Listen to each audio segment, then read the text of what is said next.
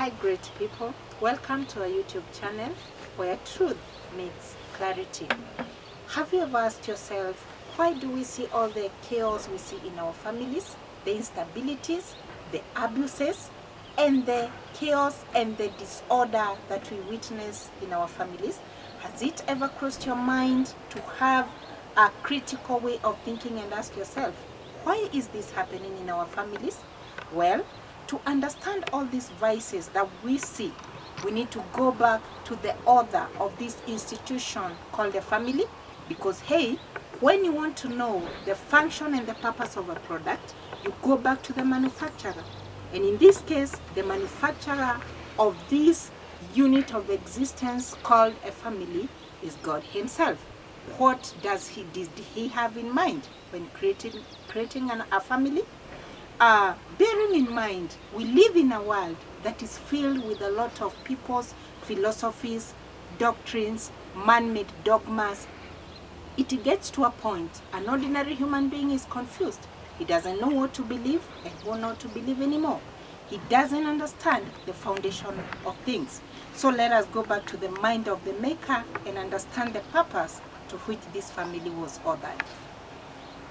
So, welcome back. We should begin by understanding that the unit of a family, the unit of existence called a family, began in the mind of God. It did not begin in the mind of a human being. Actually, when you read Genesis chapter 1 and verse 26, where God is explaining creation, you should know that this is the end product. He's talking about his end product. He's now giving out the manual for this end product he has created. And to what purpose did he create this family? Genesis chapter 1 to verse 26, it says, let us make man in our own image and likeness, and let them have dominion. So the purpose of a family was to have dominion. What is dominion? Dominion is leadership. See that word dominion? It has domain and it has leadership or conquering. It means that this family had a place where it is going to exercise its reign. And in this case, it is going to exercise leadership.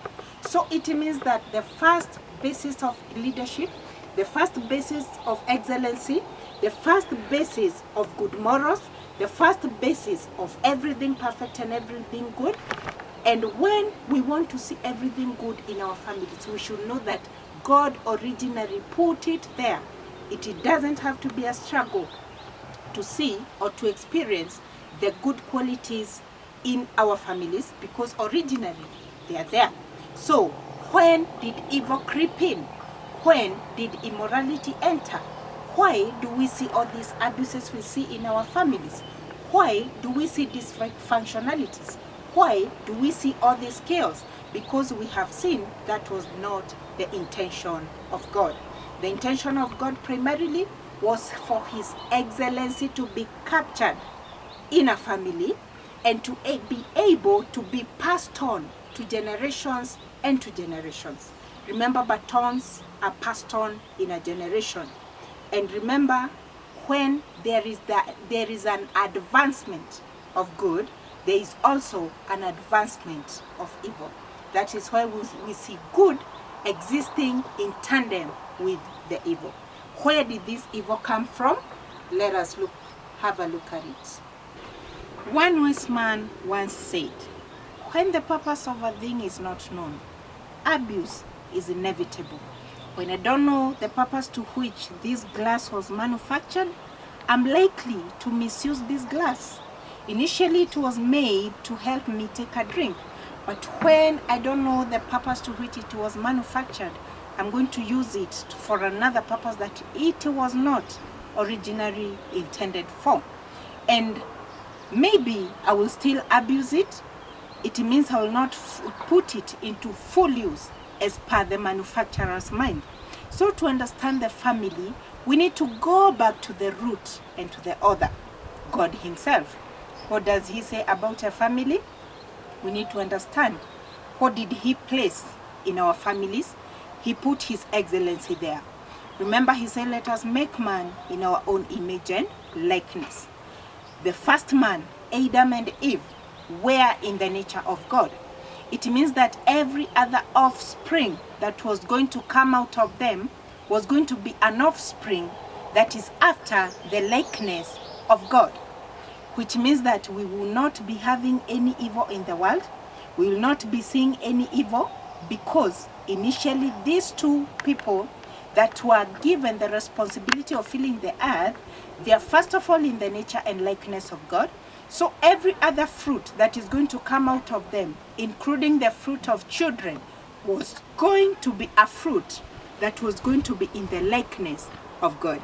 Can you imagine how beautiful our world will be today? Yeah.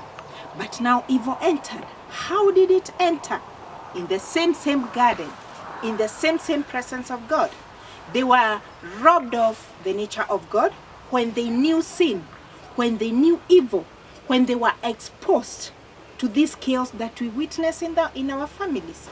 And once that evil entered, now that was the beginning of another generation that was going to be existing in tandem with this generation, this authentic generation of God. This is why we have Abel and we have Cain. These are two generations, these are two systems. The system of good and the system of evil. It is the same way you see in our families. We have these two systems. When you read the Bible, you might think those are just two children that are mentioned there, Cain and Abel.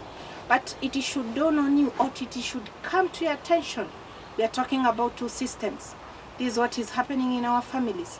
The souls of people in our family, they are being colonized by these two systems. So it is up to you to know or to realize or to understand which system you want it to colonize your soul. Do you want the system of Cain to rule and to reign in your family? Do you want the system of Abel, which is a representation of good, to rule and reign in your family? It is up to you. We have been given the free will to choose what we want to reign in our families. Now, every evil you see existing has a source. And this source is this system I'm telling you about, the system of Cain. Remember, Cain murdered his brother Abel. Why did he murder his brother Abel? Did he do something wrong? No, he did not. But it is the corruptible seed that made him go into that direction of murdering his brother. So what can we do to overcome all these vices that we see? Because it is in the confines of a family we see rape happening, we see all manner of sexual abuse, physical abuse, emotional abuse, all manner of abuse happens primarily in the confines of our families. So what are we going to do? Ask yourself that. In this setup of a family is where treasures of God are hidden, deposited, and nurtured to excellency. What does it mean? It means it is in the confines of a family that a child is supposed to receive the first education. Every parent is first of all a teacher before he or she is anything else.